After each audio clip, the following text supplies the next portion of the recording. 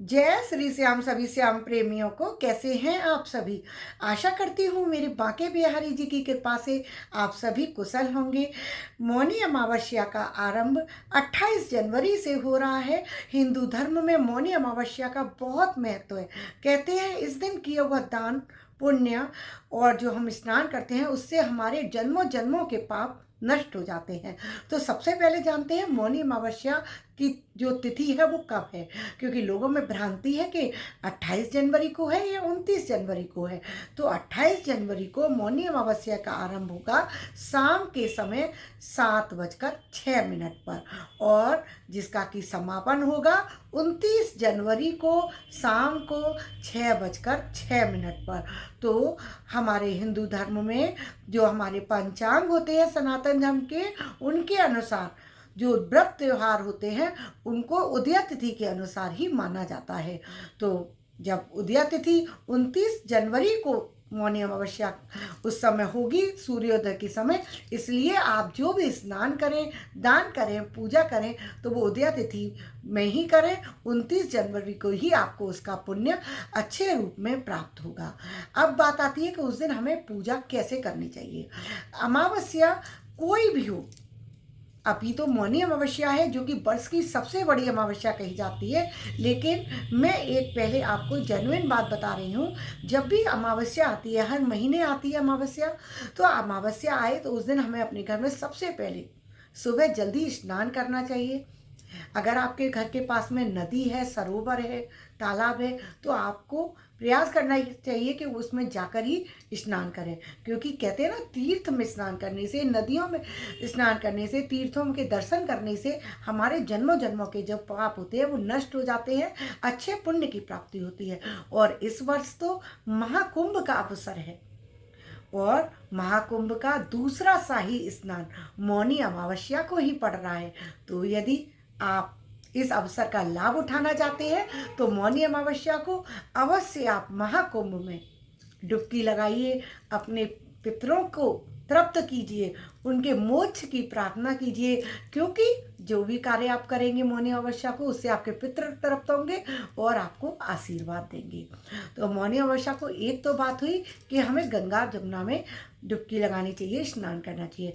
लेकिन यदि आपको ये अवसर नहीं प्राप्त हो रहा है, किसी कारणवश आप नहीं जा पा रहे हैं, बीमार हैं या बहुत व्यस्त हैं, तो क्या करें? तो आप जो स्नान का जल है उसमें थोड़ा सा गंगा जल मिक्स कर लीजिए और थोड़े से उसमें काले तिल भी मिला लीजिए। इससे आपको तीर्थ में जल स्नान करने का ही पुण्य प्राप्त होगा। अब उसके बाद क्या करना है? जब स्नान कर लें तो आप पहले नित्य की जो आपकी पूजा है वो करें, जो आप अपने घर के मंदिर में पूजा करते हैं। उसके पश्चात आपको पीपल के वृक्ष को सींचना होता है। अमावस्या के दिन पीपल के वृक्ष की पूजा करने का कैसे सींचना है? एक तांबे के लोटे में जल भर लीजिए, उसमें थोड़ा सा कच्चा दूध डाल लीजिए, थोड़ा सा गुड़ या शक्कर डाल लीजिए, काले तिल डाल लीजिए, रोली चावल डाल के और उस वृक्ष को सींचिए। पितरों की तृप्ति के लिए प्रार्थना कीजिए, पितरों से प्रार्थना कीजिए कि हमारे ऊपर अपना आशीर्वाद बनाए रखिएगा, हमारे परिवार पर अपनी कृपा दृष्टि बनाए रखिएगा। इस कार्य को करने से पितृ तृप्त होते हैं और फिर पितरों के निमित्त पीपल वृक्ष पर दीपदान भी कीजिए। इससे आपके जीवन में जो भी कष्ट आ रहे हैं पितृ दोष से संबंधित, जैसे कि विवाह नहीं हो रहा, बच्चों का विवाह हो गया उसमें भी अड़चन आ रही है, नौकरी नहीं लग रही है, आपका बिजनेस नहीं चल रहा है, बीमार रहते हैं, बहुत सारी जो बाधाएं हैं वो अमावस्या को आप ये कार्य करेंगे तो वो दूर हो जाएंगी। उसके पश्चात क्या करना है? उसके पश्चात करना है सूर्य नारायण को जल। बहुत जरूरी होता है अमावस्या के दिन सूर्य को जल देना। यदि आप नदी में स्नान कर रहे हैं तो वहीं पर खड़े होकर 3 बार इस तरीके से आप आचमन कर दीजिए, सूर्य को जल दे दीजिए अंजलि में भरकर। इसको बोलते हैं अंजलि में जल भरकर सूर्य नारायण को जल दे देते हैं। इससे भगवान कहते हैं सीधे पितरों को जल जाता है। लेकिन जब आप घर में रहकर स्नान कर रहे हैं तो उस समय बाथरूम में तो आप करेंगे नहीं, तो इसलिए उसके बाद फिर आप लोटे में जल भरकर, जैसे सूर्य भगवान को जल का मैं हमेशा बताती हूँ, तांबे के लोटे में जल भर लीजिए, थोड़ा सा गुड़, लाल चंदन, लाल पुष्प और आप फूल वगैरह डालकर और भगवान को काले तिल डालकर जल अर्पित कीजिए सूर्य नारायण को। ओम सूर्याय नमः, ओम सूर्याय नमः, इस प्रकार से। उसके पश्चात फिर जो जरूरी कार्य होता है वो होता है पितरों के निमित्त थाली निकालने का, भोजन निकालने का। तो पितरों के निमित्त हमें भोजन जरूर निकालना चाहिए, और भोजन बिल्कुल तामसिक नहीं होना चाहिए, बिल्कुल शुद्ध शाकाहारी हो, प्याज लहसुन का नहीं होना चाहिए। यदि आपके घर भोजन बनता भी है प्याज लहसुन का, तो उस दिन प्रयास करें कि वो भोजन आप उस दिन दूर रखें उस चीज़ों को, शुद्ध होकर स्नान आदि करके शुद्ध भोजन बनाएं, प्याज लहसुन से दूर हों। और अगर मासिक धर्म आया हुआ हो तो आप उस समय फिर उस चीज़ों से दूर रहें। पूजा पाठ के कार्यों में किसी का हाथ, ऐसे लोग जो आपके घर में हों उनका हाथ ना लगवाएं। ठीक है। अब बात आती है कि यदि आप पका हुआ भोजन नहीं दान कर पा रहे हैं तो क्या करें। पका हुआ भोजन यदि किसी कारणवश आप नहीं निकाल पाते हैं, सुबह आपका समय बहुत व्यस्त होता है, छोटे बच्चे हैं या आप जॉब करते हैं, नहीं हो पा रहा है, तो क्या करें। तो आप कच्चा भोजन भी निकाल सकते हैं, जिसको कि सीधा दान करना कहा जाता है। सीधे दान करने में आपको क्या निकालना होता है, एक व्यक्ति का एक समय का जो भोजन होता है उसकी कच्ची सामग्री, जैसे दाल, चावल, आटा, दूध, दूध और थोड़ा सा मीठा जरूर निकालना चाहिए। दूध और पेड़ा बोला जाता है, लेकिन पेड़ा नहीं है तो दूध और शक्कर, इससे आपके पितृ तृप्त होते हैं, इसलिए दूध निकालना अमावस्या को बिल्कुल मत भूलिएगा। अब जैसे दाल, चावल, आटा और दूध, शक्कर और कुछ सब्जियां आप रख दीजिए, घी रख दीजिए, नमक, हल्दी, इस प्रकार से जो मसाले होते हैं वो भी, पापड़ भी रख सकते हैं। अब जो भी चाहें, अचार हैं, जो आपके पितरों को चीज़ें अच्छी लगती है वो सारी दान कर सकते हैं। और उसके ऊपर दक्षिणा रखना बिल्कुल मत भूलिएगा। जब तक हम दक्षिणा नहीं रखते हैं तो वो हमारा कार्य पूर्ण नहीं होता। अब ये तो हो गई बात, जो भी अमावस्या आती है उस पर हमें पूजा किस प्रकार करनी चाहिए। लेकिन ये तो भाई विशेष अमावस्या है, तो विशेष अमावस्या है तो इसमें पूजा और दान भी विशेष ही होगा, क्योंकि ये मौनी अमावस्या है। तो सबसे बड़ी चीज़ इस दिन हमें क्या करना है, सुबह जल्दी उठकर बिल्कुल मौन रहना है। मौन रहकर जब तक हम, या तो हम पूरे दिन व्रत रख कर, मौन रखकर व्रत कर सकते हैं। आप व्रत रख रहे हैं तो फिर शाम को जब आप भोजन करेंगे तभी उस व्रत को खोलेंगे। लेकिन आपसे इतना नहीं हो पाता है तो सुबह आप उठें तब से मौन रख लीजिए, और जब आप स्नान करें, पूजा करें, तब तक मौन रहिए। और भगवान के सामने फिर उस मौन को खोला जाता है। तो वो मौन व्रत कैसे खोला जाता है, उसके लिए आप गुड़ तिल के बने हुए 5 लड्डू ले लीजिए। गुड़ तिल के बने हुए लड्डू भी ले सकते हैं, खोआ तिल के भी बने हुए लड्डू ले सकते हैं, लेकिन तिल के लेने हैं, ये बात जरूर ध्यान रखिए। क्योंकि इस मास में तिल का विशेष महत्व है। जैसे संक्रांति में भी तिल की बनी हुई वस्तुओं का बहुत महत्व है, उसी प्रकार मौनी अमावस्या को तिल वाली जो दान करी जाती है चीज़ें, उनका विशेष महत्व होता है। तो तिल के बने हुए लड्डू 5 भगवान के सामने रखकर, और फिर सबसे पहले क्या बोला जाता है मौन खोलते समय, राम राम बोल मन की कुंडी खोल। क्या बोलते हैं, राम राम बोल मन की कुंडी खोल। इस प्रकार से बोलते हुए हमें अपना मौन खोलना चाहिए। उसके बाद फिर हम दान करते हैं। दान करने के लिए हम गोदान कर सकते हैं। गोदान करने से पितरों को मोक्ष की प्राप्ति होती है, पितृ तृप्त होते हैं।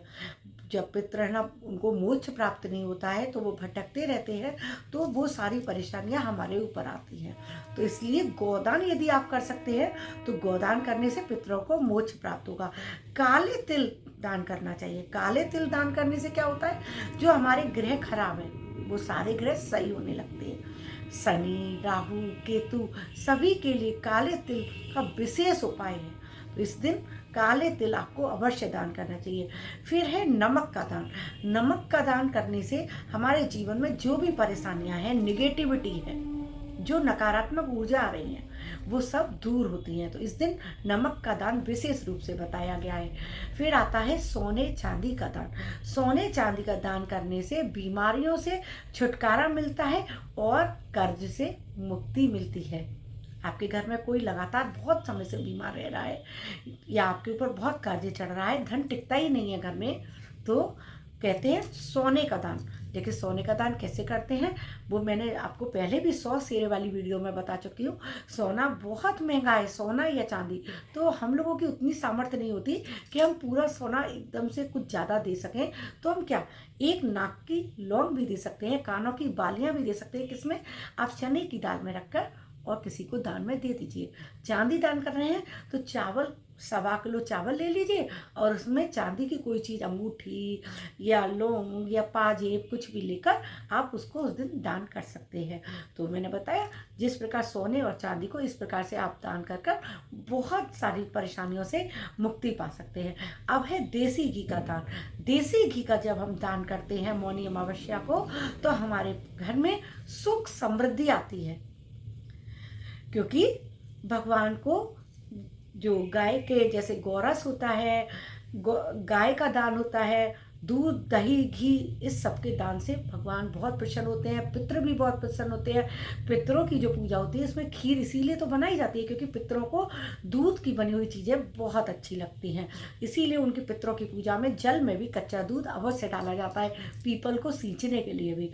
तो इस प्रकार से हमें फिर मौनी अमावस्या की दान करना चाहिए। वस्त्र दान, जो अभी सर्दी चल रही है तो गर्म वस्त्रों का दान हमें मौनी अमावस्या पर यदि करते हैं, जैसे संक्रांति पर करते हैं, तो उससे हमें विशेष रूप से फल की प्राप्ति होती है। मौसम के अनुसार आप फल दान कर सकते हैं।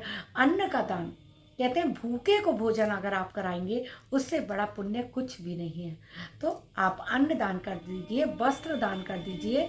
मौसम के अनुसार, ऋतु के अनुसार जो फल आ रहे हैं इस समय, वो उनका दान कर दीजिए।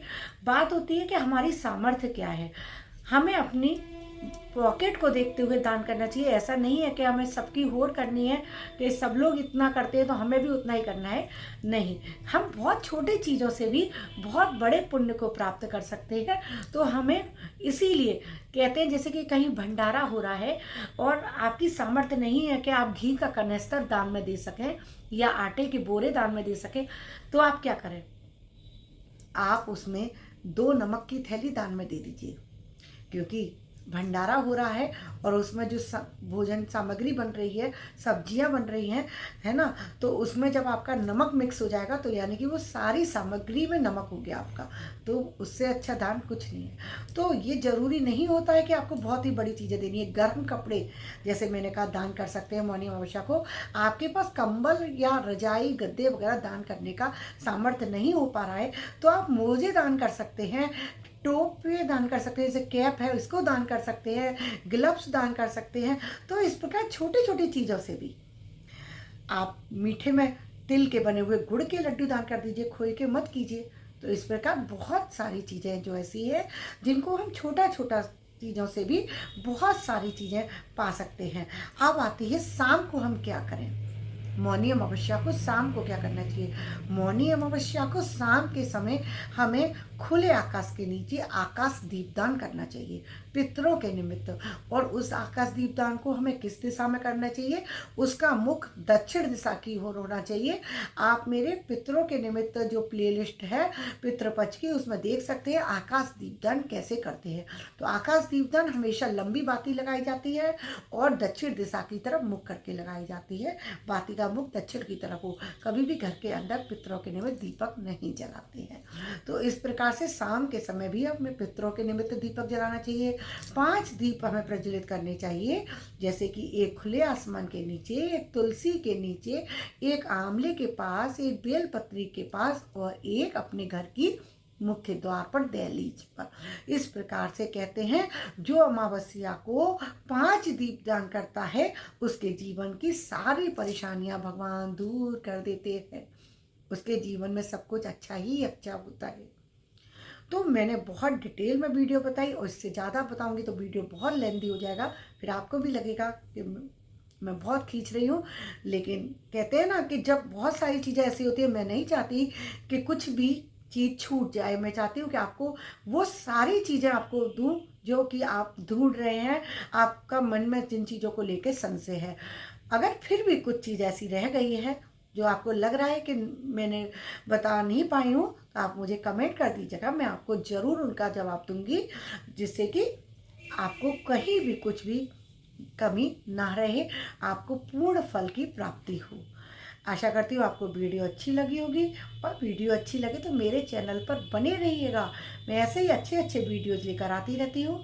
और मेरे चैनल को अभी तक आपने यदि लाइक और सब्सक्राइब ना किया हो